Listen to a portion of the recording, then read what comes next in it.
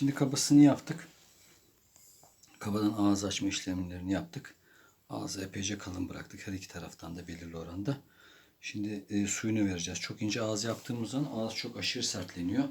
Ağzı çok aşırı sertlendiği zaman yani ağaç vesaire kesilecek olduğunda ağızda kırılmalar olma ihtimaline karşı çok fazla inceltmeden birazdan suyunu vereceğiz. Suyunu verdikten sonra ince işlemleri yapılacak. Ondan sonra kullanıma hazır olacak bıçağımız. Yani videoda herhalde sonlandırsak zaten işlemler yine kalan işlemlerde yine aynı şekilde zımparada. Bu şimdi çok kalın bir zımpara. Yanaştır istersen. Epeyce kalın bir zımpara. Bunun daha inceleri var. Daha ince zımparaya gireceğiz. Ondan sonra daha ince zımparayla da düzeltme işlemlerini, yani kabadan sonraki ince işlerini, ince rötuşlarını yapacağız. Daha sonra da bıçak kullanımı hazır olacak inşallah. Yani şey yaparız, yine su verirken de çekeriz. Su verdikten sonra hafiften bir ağızla ilgili bir ağız açıyor gibi de yapar, gösteririz yine, hani insanlar algılasın diye. Öyle yapalım. Şimdi şu sapındaki şeyleri bir düzelteyim.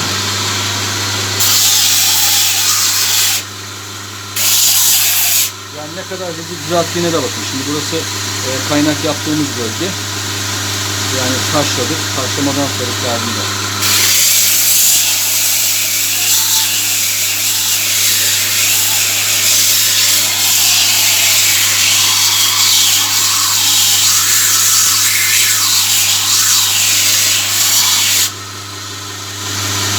Bu kadar hızlı bir düzeltme yapabiliyor. Zımpara kalın olduğu için, çok güçlü olduğu için.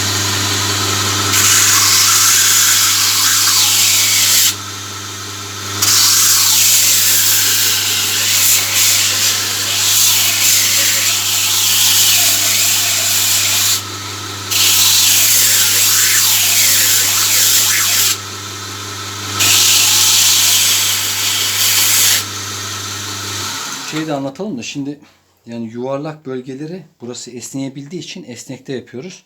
Burada yapacak olursak hep düz ağız açar gibi düzlemeler çıkartır. Ama burada ovalliğin de vardırıyor. Yani ovallikle şu üstteki yumuşak yerini kullanıyoruz. Mesela dün akşamki çekimlerde şeyi gördünüz. Mesela şu araların açımını, mesela şuradaki altı çelik bunun. Çeliğin üzerinde döndüğü için sert bir zemin. Sert bir zeminde şu kenar algılarını, oyuklarını yaptık. Mesela şuradaki yine bir tatlı yumuşak bir yeri vardır burada, belli belirsiz. Burada farklı işlemler. Yani zımparanın çok farklı yerleri kullanılıyor. Mesela balyoz çekiç yaptık. Çekici yaparken çekicin yuvarlamaları, çekiç daha bir arka kısmının, şu arka kısmının daha oval olduğu için, şurada göstereyim hatta, oval olduğu için zımparanın onda da şu kısmını kullanıyoruz.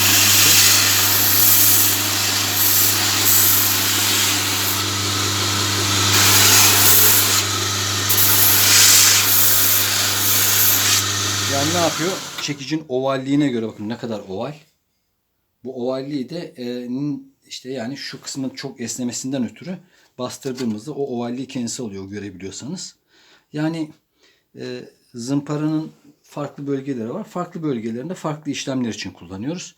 Hani o da birazcık makineyi tanıma, birazcık daha hani yeni böyle merak edip de böyle bir şey almak isteyen olursa hani neden zımparayı tercih ediyoruz? Taşlama motorumuz da var bakın. Ama taşlama motorunu tercih etmiyoruz. Neden? Yani taşlamanın zımparanın yaptığını taşlama yapmadığı için özellikle zımparayı tercih ediyoruz günümüzde. Eskiden bunları, şu an yaptığımız işlemlerin hepsini su vermeden önce eğelerle, bakın bir sürü eğe var burada. Çeşit çeşit eğe. İncesinden kalınına, çok daha incelerine, bakın şuraya varıncaya kadar eğeler. Bunlar hep şimdi eğe. Farklı farklı eğe modelleri. Bakın ne kadar ince eğeler var burada. Görüyor musunuz? Bu kadar inceye kadar bir sürü eğemiz vardı. Bu eğelerle kaba işlerini tamamını eğelerle hallediyorduk. Şimdi eğeleri çok böyle ince rutuşlarda falan kullanıyoruz artık. Ama bu makineler icat edildikten sonra, hani dün akşam da dedik ya, elde olan imkanları kullanmamak da aptallık. Hani şimdi spiral diye bir şey var. Spiral motoru var. Spiral motorunun yaptığı kesimi ben şimdi burada bıçakla evet bir sürü kesim yapıyorum ama yani ne kadar bıçakla kesim yaparsan yap, spiralin yaptığı işi mesela burada yapamadığın oluyor. Yani alet işler el övünür deniliyor ya. Yani bu gerçekten böyle. Yani evet, ustalık gerektiriyor bu işler muhakkak ama aletin edevatında olmazsa, hani dün akşam onu anlatıyordum. Yani bir sürü alet yapıyoruz. Niye alet yapıyoruz? Çünkü bu aletlerin hepsinin kullanılacağı bir yerler var. bıçak çeşitleri var. Bir tane bıçağın diyor, 2 tane, 3 tane, 4 tane bıçak çeşidi var. Çok çok ufağından çok büyüğüne. Bir sürü noktalamamız var. Noktalamanın ufağı var, büyüğü var, uzunu var, kısası var. Bir sürü çeşit malzeme yapıyorsunuz. Kendi ihtiyacınızı kendiniz giderecek aleti yapamazsanız bu sefer bunların hepsine para dökmek lazım. Şimdi şu aletlerin birçoğunu Türkiye'de bile yaptıramayacağınız aletler oluyor. Yani gideceksin yurt dışından satın alacaksın. Yurt dışından satın aldığın zaman bunu euro ile alacaksın. Yani senin şimdi atıyorum 100 liran, onların da 100 lirası işte. Onlar 100 euro diyorlar. Sen 100 lira diyorsun. Ama şimdi 100 euroyu sen Türk lirasına vurduğun zaman iyi para yapıyor yani. Ya da dolar iyi para yapıyor. Onun için bir şekilde alet edevat varsa, bir çekiç, bir örs, bir ocak varsa aletin birçoğunu kendinizin yapmanız çok daha akıllıca olur. Bunlar da öyle fikir babında anlatımlar olmuş olsun. Şimdi hemen şunun sapını ben zaten fazla uzun sürmez. Şimdi bu makas çeliği. Makas çeliğinde hangi ısılarda yaklaşık olarak yapıldığını, su verildiğini ben göstereyim, yağlı ama. Sıkıntı nerede? Şimdi bizim burada gördüğümüz renk kamerada gösterdiği renkte farklı oluyor. Yani kamerada çok daha aşırı parlak gözüküyor. Yani hani o parlaklık, kamerada görülen parlaklık, biz bunu ısıttığımız zaman kamerada yansıyan parlaklıktan birazcık daha soğukken verirseniz. Çünkü yani kamera ciddi çok ekstra parlak algılıyor. Yani çeliği biz burada ısıttığımız zaman hani su verecek olanlar bu sefer çok aşırı sıcakken su verildiği zaman da çelik çok kırılgan hale geliyor. Yani onun bir ayarı var. Onu yine ben daha önceki videolardan bir tanesinde söylediydim ama tekrar edeyim. Yani bir tane ayva alın, ayvayı kenara koyun, ayvanın sarısının rengine gelinceye kadar ısıtın. Ondan sonra suyu verin. Tamam. Hemen biz başlayalım. Tabii şimdi ben burada sap kısmına su vermeyeceğim. Sebebi sapın birazcık daha yumuşak olması. İlerleyen zamanlarda bir esneme halinde ağzın kırılmasını da engeller. Yani çelik bir bütündür. Bir taraf yumuşak, bir taraf sert olduğu zaman mesela bir yere sapladın, ağacı attın, darbe anında buradaki yumuşaklık, buradaki sertliği absorbe eder. Yani bir şekilde süspansiyon görevi görür yaklaşık olarak.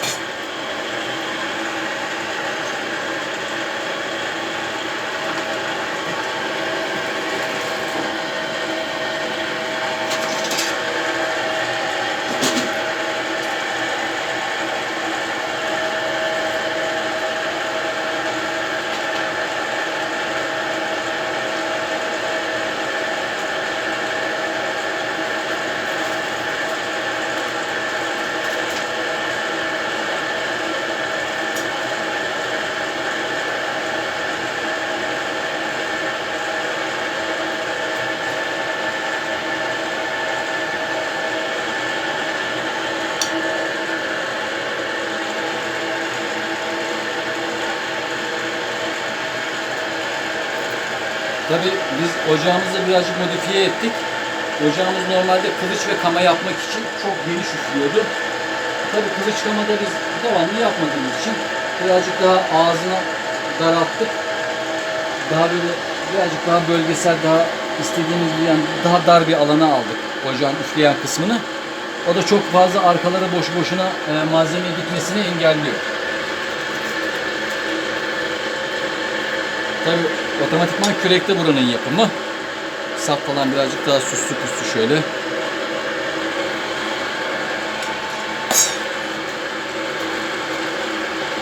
Evet, çelik ısınmaya başladı. Ama mesela burası çok sıcak, burası daha soğuk. Onu bu şekilde verirseniz çok ısınan yer çok sertleşecektir. Az ısınan yer daha az sert olacaktır. O yüzden yapmak lazım. Yani çevire çevire belirli bir zamandan sonra da tamamen yukarıda tutup her tarafı eşitleyip ısısını. Tabii şimdi kimisi mesela mazotla veriyor. Mazotla suyu verirken bizim ısıttığımız kadar ısıtırsanız da çok sert olur. Öyle de bir boyut var. Biz şimdi karışım yağ bahsettiydik zaten, onda ölçülendirmesini aşağı yukarı anlattık uzun. Yani o videoya bakarsanız hani orada işte zeytinyağıydı, işte kuyruk yağıydı, iç yağıydı gibi bunun bir karışımı var. O karışımın oran orantısını aşağı yukarı anlatmıştık. Oradan ona da şey yapabilirsiniz yani ulaşabilirsiniz. Videolarda var.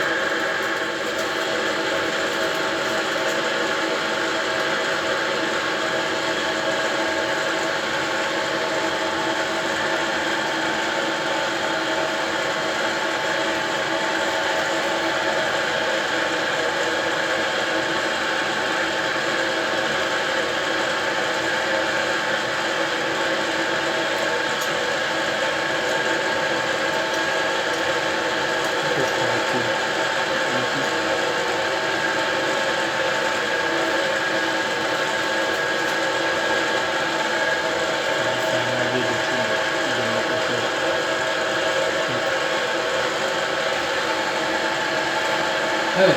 Şimdi çeliğin ısısını görebiliyorsunuz. Her taraf eşit ısıydı.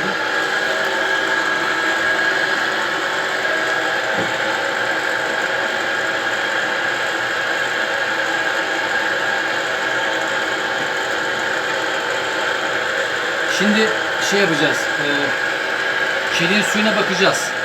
Eğer ki çok fazla çelik şey yaptıysa, çok fazla aşırı sertlendiyse, kırılgan vaziyette sertlendiyse o zaman kenarda şöyle az yanaş istersen ocağın şöyle şu kenarına yatıracağız bıçağı. Burada hafif hafif ısınmasını isteyeceğiz. Yavaş yavaş menevişleme diyorlar ona. Yani çifte su vermenin diğer adı da denilebilir. Belirli bir ısıya geldiği zaman tekrar su verilecek. Onda şey olmuyor bu sefer. Nasıl anlatalım? Kırılganlığı alacağız yani.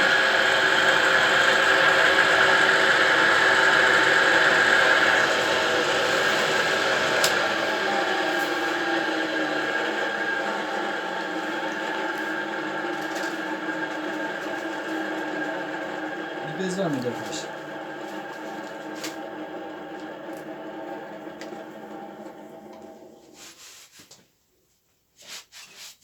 Şimdi bakın silerken üzerinden bakın beyaz beyaz bir yerler çıkıyor görüyor musunuz? Bu şimdi sertlendiğini, çeliğin iyi sertleştiğini gösteriyor.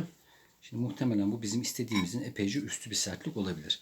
Bir kırılganlık gibi böyle bir ile deneyeceğiz. Şimdi bazı şeyleri hani yorumlara yazıyorlar işte ya her şeyi anlatmıyor musunuz? Şimdi her şeyi biz anlatıyoruz ama bazı şey tecrübeyle yani lisana dökemediğimiz şeyler var. Hani ben şimdi E'yi alacağım, bunun sertliğine bakacağım. E'nin kayması, tutması bunlara bakacağım. Şimdi ama bunu lisana döküp anlatmak nasıl arkadaşlar olur mu yani? Olamaz. Hani o hissiyatla alakalı bir şey. Tecrübeyle yapıla yapıla. Yani hani nasıl anlatırız? İşte yani bir yerde kilitlenip kalıyoruz. Hani videoların kötü tarafı da bu. Hani usta çırak ilişkisiyle bu işlerin öğrenilmesi lazımdaki kastımız bizim bu. Yani bu adamlar niye buraya gelip de gece gündüz buralarda duruyorlar? İşte yani bunu tecrübe ede ede görüyorlar. Yani yapıyorlar. Yaptıktan sonra bakın diyor mesela bu çok sert oldu. E'yi alıyor. O sertliği bir kendisi tecrübe ediyor burada. Yani E'ye ile tuttuğu zaman ne kadar kayıyor, kaymıyor, tutuyor, tutmuyor. Ondan sonra işte bak böyle yapacağız, şöyle yapacağız. Hani usta çırak o yüzden mühim. Hani illaki birisinin yanında bir diz kırmak gerekiyor. Şimdi E'yi alabilir miyim? Şimdi bakın yanaşın. İyice yanaşın. Bakın. E tutmuyor. Görüyor musunuz? Bakın E üstünde kayıyor. Yani kalınlıkta bakın ben şimdi ne kadar sürtersem sürteyim bakın bu E'ye. Yani neredeyse E'den daha sert oldu. Bir tane çivi verir misin? Başka şekilde göstereyim. Yani şimdi hani bunu bir olaymış gibi böyle insanlar gösteriyorlar. Çivi kesti. Bakın. Bakın şimdi çiviye bakın. Çiviye vurduğum yere bakın. Sadece oradaki karbonu almış. Bakın elimle ben düzelttiğim zaman en ufak bir kırılma, en ufak bir yamulma, en ufak bir şey yok. Şimdi ben bunu niye bezle tutuyorum? Yağı kızdırdı. Hala bunun bir kızgınlığı var. Yani normalde elde tutamazsınız. Şimdi ben bunu tekrar suya sokup da soğutacak olsam mesela örnekliyorum. Bu şey olacak. Nasıl anlatayım? Çiviye değil ağaca vursanız ağız kırılacak kadar sertleyecek. Ama bu şu an bana sert geldi. Yani çiviyi kesmesi bazen iyi. Yani sen şimdi keski yapacaksan evet çiviyi kesecek kadar sert olması iyi. Ama şey yapmayacaksan sen ahşapta kullanacaksın, ağaçta kullan. Hatta şöyle gösterelim o menevişte. Şöyle bir eskisini takalım mı?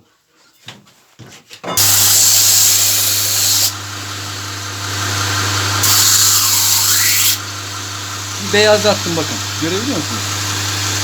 Şeyden şimdi o karbon kısmını, üstteki karbonunu aldım, beyazlattım. Şimdi burada ben ateşin üzerine koyacağım ama ocağı açmayacağım.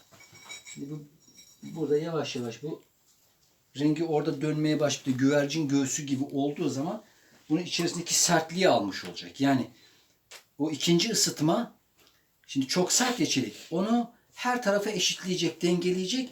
Kırılganlığından ziyade yani işte bir ortalama yapacak. Hani içinde şimdi bir gerginlik var. O gerginlik bunu kırılgan hale geliyor. O gerginliği bir şekilde yumuşatacak. Yani bu çok ısıtmak değil. Yani çok ısıtırsan suyu kaçar. Suyunu da kaçırmayacaksın. Yani o dengeyi böyle işte çıkartıp baka baka. Şu gözü de çıkartayım şimdi. Şimdi bir renk değişimi yok. Çok hafiften açalım.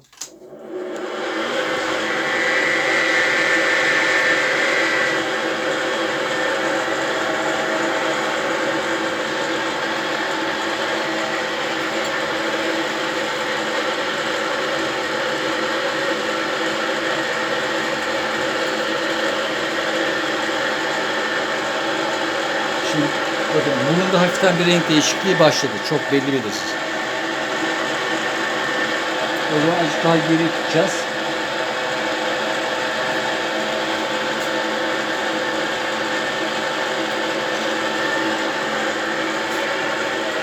Gel şimdi. Bakın renk buradan beri bakın renk değişmeye başladı. Görebiliyor musunuz?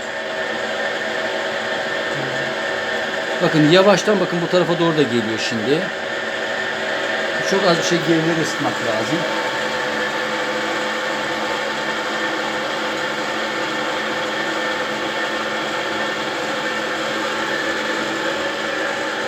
Evet bakın. Her taraf şimdi hafiften kızıllaşmaya başladı. Görebiliyor musunuz? Sarımtırak kızılımsı gibi falan olmaya başladı. Şimdi ben bunu bu şekilde soğumaya bıraktığımda, tamam mı? Bu şimdi o aynı sertlikten çok az daha yumuşak olacak. Çok hafif daha yumuşak olacak. Belki yine çiviyi kesebilecek kadar sert olacak. Ama hiç değilse kırılganlı olmayacak. Daha elastik, daha esnek hale gelmiş olacak. Yani bundan sonrası zaten ağzın işte düzeltmesi, temizlemesi vesairesi. Ama hani bu bilgiler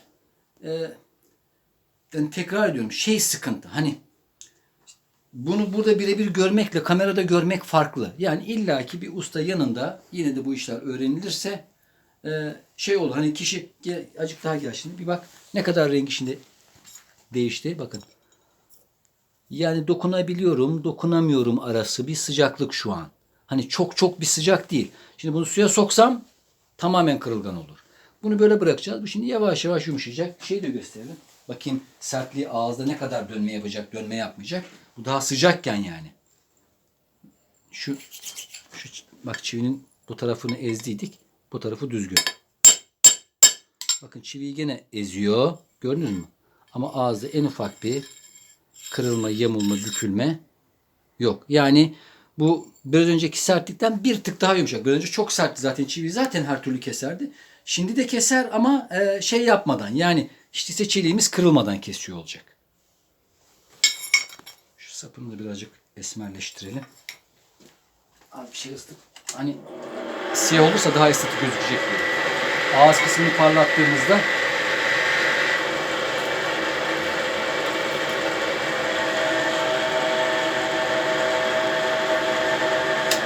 şeyi de bahsetmek lazım. Bu kadar anlattık.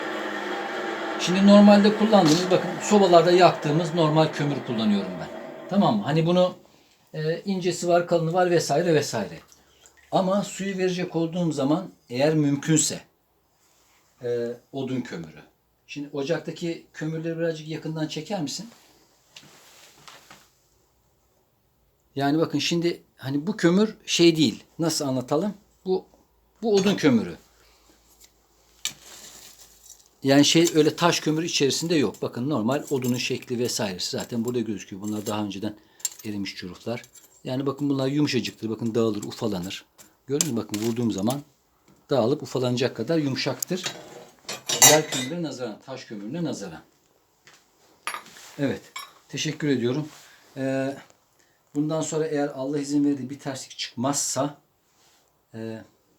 yani ya da ben unutmazsam diyeyim bir şeyden Damaskus'tan bir tane hat bıçağı düşünüyorum. O hat bıçağı ile ilgili Damaskus olur. Hoş Damaskus olmasa da olur da. Yani hat bıçağı olur. Başka bir bıçak olur. Başka bir bıçak yaparken yine bir video atarız Allah izin verirse. Yani merak ettiğiniz sorular olursa videoların altına yorum yazın. Yorumlarda ben elimden geldiği kadar hani çok böyle saçma sapan sorular soranlar da oluyor. Şimdi hani doğruyu konuşmak lazım ama mantıklı düzgün bir soru sorulursa biliyorsak sonuna kadar biz yanıtlayacağız. Hani bu bilgiyi saklamamak gerektiğini ben her seferinde vurguluyorum. Gelecek nesillere bilginin aktarılması için sorun. Biliyorsak söyleyeceğiz. Her şeyi biliyoruz anlamı da yok. Yani burada bir atölyemiz var, çelik yapıyoruz diye bir şeyler yapıyoruz diye her şeyi biliyoruz diye de bir takıntımız ve şeyimiz de yok. Hani öyle bir iddiamız yok. Ama bildiğimiz şeyler varsa muhakkak paylaşacağız. Soruları bekliyorum. Herkesle görüşmek üzere diyelim.